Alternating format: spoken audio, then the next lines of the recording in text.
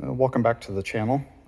Thanks for tuning in. This is the second video of my series on this school bus conversion.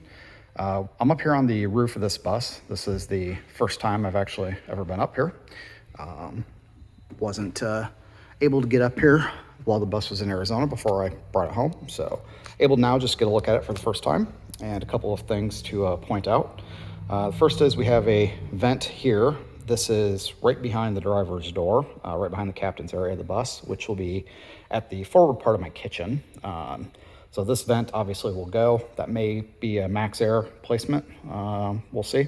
It may just get covered up in sheet metal. If I use the two emergency hatches for the max air fans, but we'll kind of have to wait and see on that to see what I determine on the placement. Other thing to note here is there is an antenna up here. It's about a foot in height. This would have gone to the school's radio system. The radio was removed from the bus when I bought it, but the antenna is still up here, and the other end of the cable where it would plug into the radio is still inside the bus, right above the driver's area. So I'll have to do some research on this. This antenna may be usable for a CB radio yet. I have a CB I want to put in this bus. I just don't know if the antennas are compatible. So this antenna may have to go, may be able to reuse it. Not sure, kind of wait and see. All of the seams up here look to be in pretty good shape, where the pieces of metal have been joined together and riveted together up here. I'm probably gonna pick these out and reseal them anyway, just to be safe. But overall, they do look in good shape, which tells me that this bus has been pretty well maintained. I haven't noticed any leaks inside of it, but this bus has also not been through a torrential rainpour yet, so kind of wait and see. The roof hatches are in pretty good shape. A lot of times these get dry rotted or cracked or broken, and I've seen a lot of buses we've bought over the years that the roof hatches are just shot. So these are in pretty good shape. I don't need them. They'll be coming out and either covered up or replaced with max air fans, depending on where those positions go. But being in the party bus business, we always need extra roof hatches, so these will get saved and recycled. Working towards the back of the bus here, there is a rack on here, and I'm not sure why. I have two other buses that came from Arizona that have that same rack system on the top. Not sure what that's all about. Seems to be just an Arizona thing, maybe. I don't know. On the party buses, we never really did anything with them. We just left them up there, let them do their thing, as long as they weren't leaking. This one, however, I'm not quite sure what to do. It may get in the way of my solar panels, so it may need to come out, and I would be concerned about them leaking long term. So they will probably have to come out. If I can zoom in here a little bit, there's all kinds of silicone in the tracks on those, which I assume is covering up some bolts, and that thing is bolted down through the ceiling. And once I get the ceiling inside down, I'll be able to get at the other end of them fasteners and get them removed. So a few things to do up here. As for plans with the bus, I was planning on working on the roof today, but it is awfully hot today. This shop is well insulated, but it's not air conditioned. So it's 90 plus degrees outside, and in here it's mid 80s at ground level and high 80s up here in the ceiling. And I don't have a ton of walk-in room and clearance up here to begin with. So this bus really should get backed out to do any serious ceiling work, or sorry, roof work. But what I'll be doing is I've got an oil and degreaser formula. I got it from Farm and Fleet. A lot of people use the TSP. They didn't have TSP, but this is something similar. So I'm going to take the pressure washer that you can see down there to the roof of this bus, get all the grime and dirt and everything off that I can, give it a good wash with that degreaser, pressure wash it down again, and then I'm going to give it 2 coats of primer and 2 coats of just white Rust-Oleum paint, and get it nice and shiny. With the paint, you always want to go with a light color on a roof. You never want to go with a dark color if you can avoid it. We've got black and red and other dark colored party buses that we painted the roof solid, and those things heat up like a Dutch oven in the summertime. The white roofs really do make a difference with reflecting that sunlight. A lot of people, if you're watching other videos, you'll see people use Henry's Tropicool or other elastic Elasticool type of, or silicone based rooftop covers. I'm not doing that for a couple of reasons. The first of which is that stuff is horribly expensive.